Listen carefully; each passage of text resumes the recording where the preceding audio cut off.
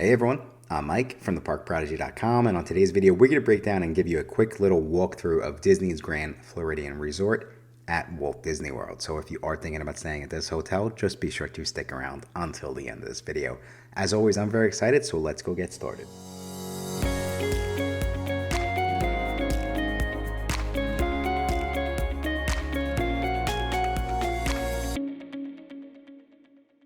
Thank you again so much for checking out this video. Like I said, this is the quick walkthrough of Disney's Grand Floridian Resort at Walt Disney World. And if you are in the process of planning a Disney trip and it seems like you need more videos like this, just be sure to hit that subscribe button, as I have a lot more similar videos coming out in the coming weeks to get you as prepared as possible.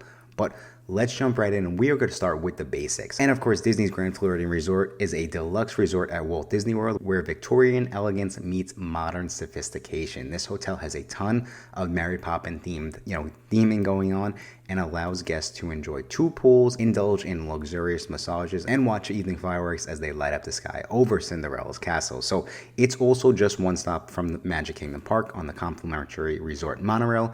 And this is a timeless Victorian style marvel which evokes Palm Beach's golden era. It's also part of the Disney Vacation Club, which from a room standpoint is very important to keep in mind. Now, the hotel is made up of the main building and also several other buildings on property, and is located right on Seven Seas Lagoon, which I do think, location is everything when it comes to this resort. But let's jump into the room layouts, because that is kind of first and foremost on everyone's mind.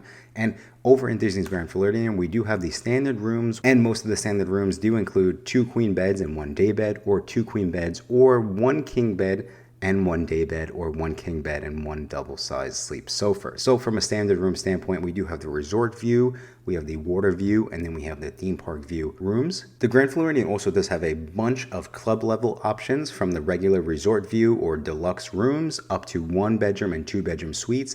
And most of these concierge level rooms are going to be found in the main building at the Grand Floridian. Over to the Disney Vacation Club, like I had mentioned, here we do have a bunch of different room options, including the Resort Studios with the Lagoon View, Resort Studio Theme Park View, Resort Studio Standard View, and then we also have 1, 2, and 3 bedroom villas with a variety of standard or lake views. Also, for the 1, 2, and 3 bedroom villas, keep in mind you do have a full-blown kitchen, which is so very important for those longer stays. Over to dining, which I think is another huge part of and benefit of staying at the Grand Floridian. And so the dining options are going to be Gasparilla Island Grill, which is the quick service here, where guests can enjoy hot breakfast, flatbreads, and sandwiches for lunch, dinner. And what I thought was cool about this hotel for my recent stay is that I did see it was open until 12 o'clock at night, which for Florida standpoints is pretty late.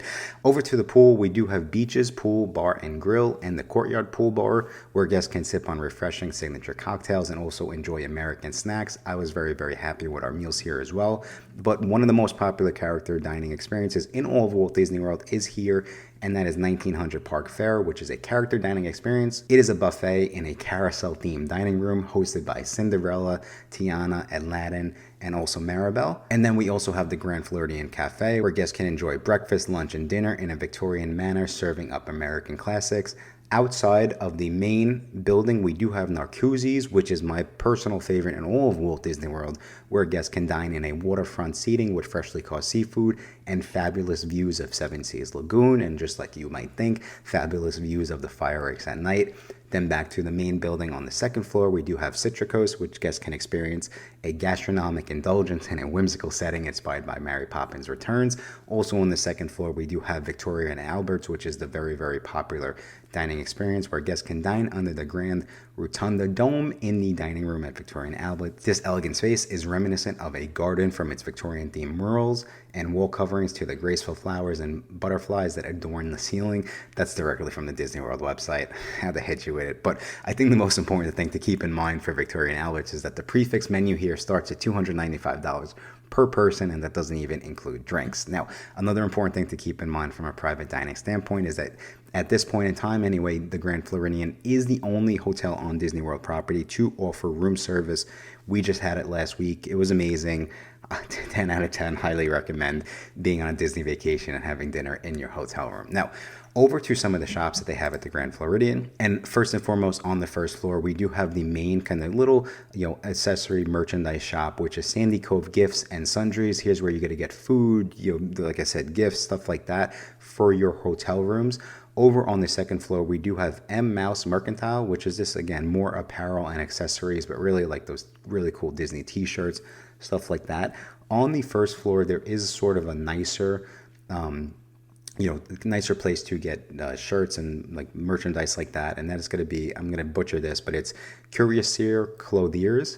Then over on the second floor, one of the shops that I was actually very, very surprised with was Basin White. So this is essentially going to be like bath salts and soaps and different type stuff like that. My girlfriend took me in here. I actually got some face creams for myself to try out at home to exfoliate. So go and check it out.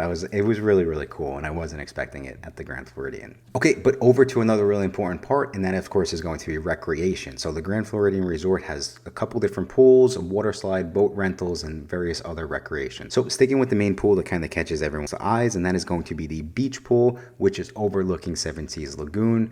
Breeze down the 181-foot long water slide amid a serene natural springs themed setting, complete with a cascading waterfall and zero depth entry similar to that of a real beach. And now the other really, really important cool thing to keep in mind is right next to the beach pool, there is a Mad Hatter, Alice in Wonderland themed splash area that the kids will love. And pretty much, your kids will want to run through that all day. So that also was something that we thought was very, very cool, just, for the kids to enjoy.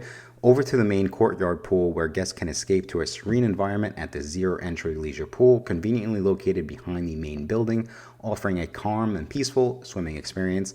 The heated courtyard pool descends to a maximum depth of nearly 5 feet and features an adjacent whirlpool spa. So what I would say about this pool is it actually opens up at 7 a.m. and there were guests in that pool at 7 a.m., which I thought was really, really cool. Okay, over to the next amenity, and of course it wouldn't be the Grand Floridian Resort and Spa without this spa, where guests can rejuvenate in a full-service spa, salon, and health club, offering massages, body treatments, hair services, manicures, pedicures, and so much more. Over to the next one, the Grand Floridian Campfire Activities, where guests gather around as the sun goes down for old-fashioned family fun as you roast marshmallows by the crackling fire. We also do have movies under the stars, which is very, very popular at all the Disney hotels. Poolside cabanas, specifically back over at that beach pool. Motorized boat rentals, fishing, specialty cruises where guests can set sail on a specialty cruise around Seven Seas Lagoon, specifically to take advantage of the fireworks. And of course, last but not least, we can't forget about the electrical water pageant, which adds some twinkling charm to each evening of your stay during a delightful nighttime water parade. Over to last but not least, transportation, and guests, like I said earlier in the video, do have the convenient access to Magic Kingdom via the monorail and Disney boats. Also, there is a brand new walking path that you can take over to Disney's Magic Kingdom Park, which I do believe is really, really important when you're trying to figure out what is the best hotel to stay at, especially if you're planning a lot of time at Magic Kingdom Park. The one downside, though, I will say that it is a little bit slower to get to some of the other Disney theme parks. Either you're taking the monorail, which you do have to transfer over at the Ticket and Transportation Center to get over to Epcot, and then of course you have the buses that will take you over to Disney's Hollywood Studios or Disney's Animal Kingdom Lodge. But that is it, everyone. That is essentially the quick little walkthrough of Disney's Grand Floridian Resort. I also have a brand new pros and cons video that we just did on our stay over at Disney's Grand Floridian Resort. So definitely be sure to go and check that out. But that is it, everyone. Thank you all again so much for checking out this video. And if you are in the process of planning a Disney World trip and it does seem like you need more help or more videos like this, just be sure to hit that subscribe button. And if you'd like our help planning an amazing Disney vacation, there is a questionnaire form in the comment section of this video. You can go fill that out and get my and my team's help personally to plan an amazing Disney World vacation. But I think that's all the time we have for today. Thank you guys again so much for checking out this video, and until next time, I will talk to you soon.